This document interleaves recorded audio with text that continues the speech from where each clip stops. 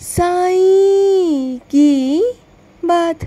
बच्चे, मैं ना तुम्हें बेहतर से बेहतरीन बनाना चाहता हूँ मेरे बच्चे।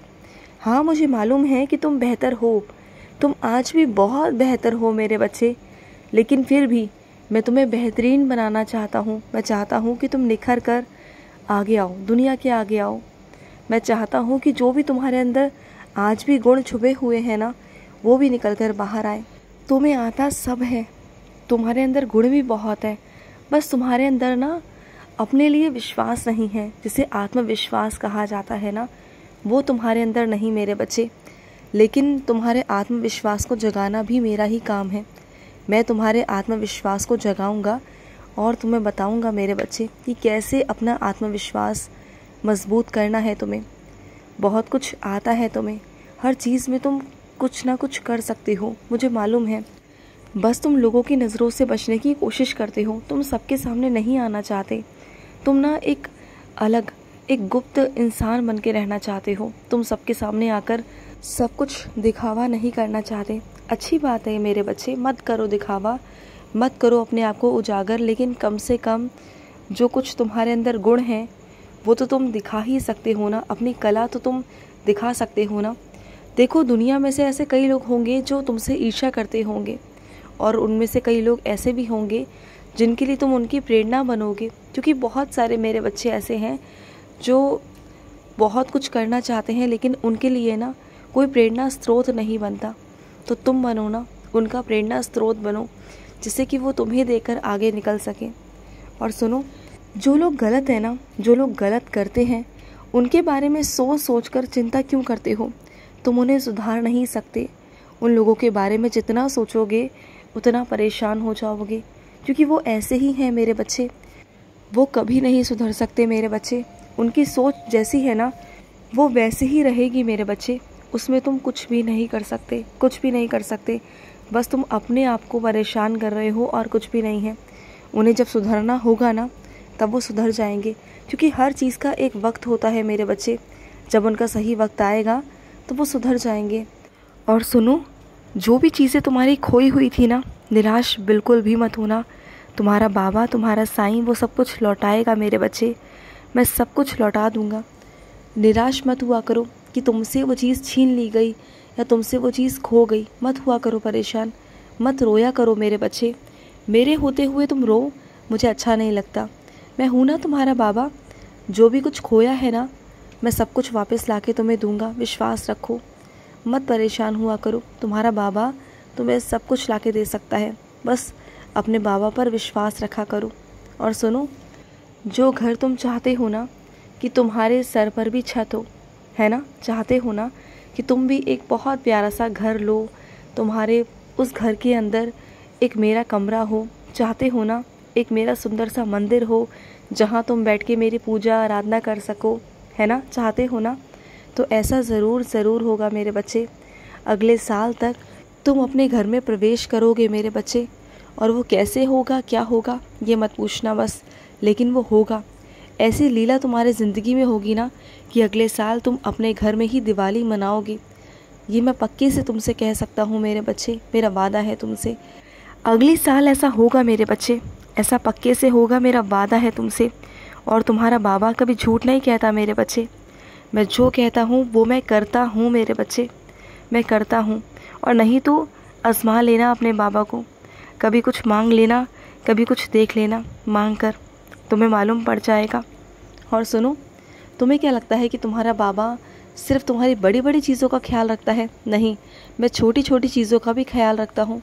तुम्हारा मन था ना वो चीज़ खाने का, जो तुम तक पहुँच गई, वो यूं ही नहीं पहुँची, वो मैंने पहुँचाई मेरे बच्चे, क्योंकि तुम्हारा मन था। और जहाँ तुम्हारा मन हो वो चीज़ मुझे पूरी करनी होती है मेरे बच्चे, क्योंकि मैं तुमसे बहुत बहुत प्यार करता हूँ।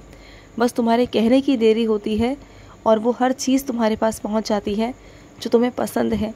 हाँ, लेकिन कुछ चीज़ें ऐसी हैं जो चीज़ें अभी के लिए सही नहीं हैं, अभी वो चीज़ें नहीं मान रहा हूँ, लेकिन इसका मतलब ये नहीं कि नहीं मानूंगा, मानूंगा, लेकिन सही समय आने दो।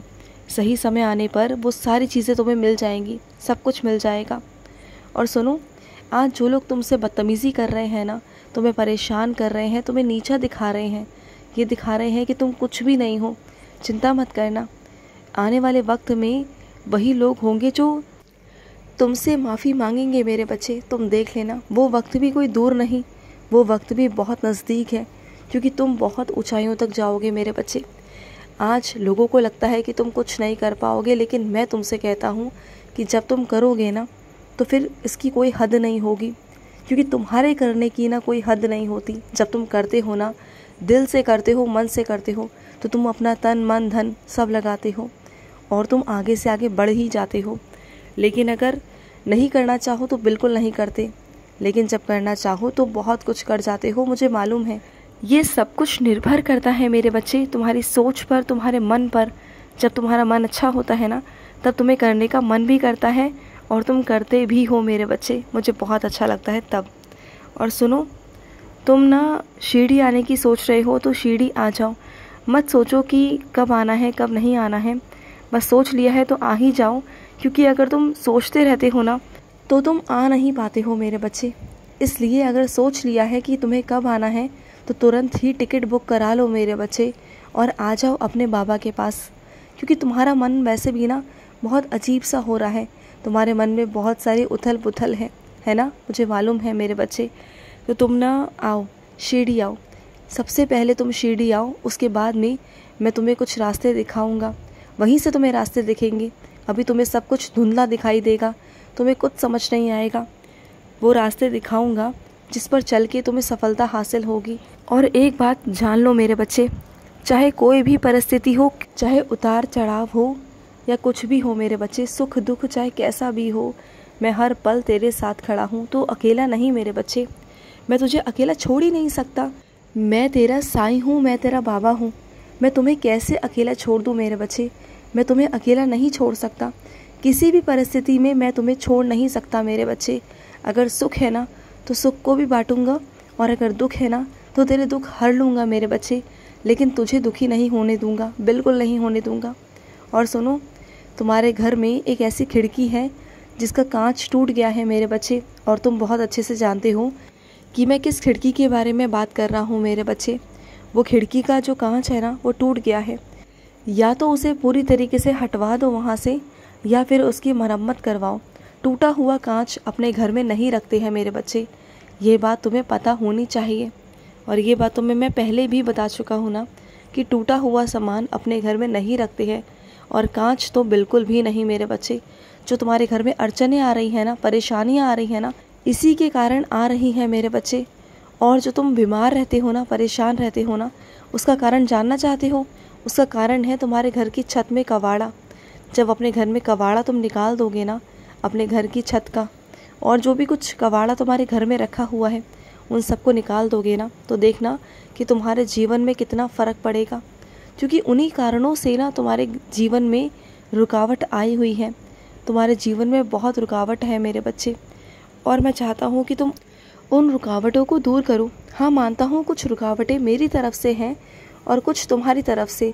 कम से कम जो तुम्हारी तरफ से है वो तो तुम सही कर सकते हो ना, और जो मेरी तरफ से है उसके लिए मैं काम कर रहा हूँ ना, तो फिर।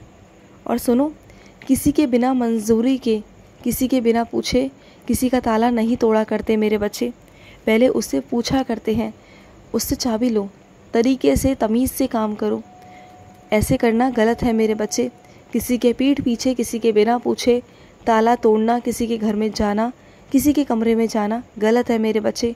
और जो भी ऐसा लोग कर रहे हैं ना वो गलत है, और जो भी लोग उसमें शामिल हैं ना वो भी गलत है। तो मैं अपने उन बच्चों को चेतावनी देना चाहता हूँ कि अगर वो गलत कर रहे हैं तो वो वहीं रुक जाए, क्योंकि उसका परिणाम आने वाले समय में बहुत गंदा होगा, बहुत ख़राब होगा, जो कि मैं नहीं चाहता कि मैं दूँ। तो इसलिए संभल जाओ, पहले से ही संभल जाओ मेरे बच्चे। खुश रहो। आज का मध्याह्न साई संदेश समाप्त हुआ।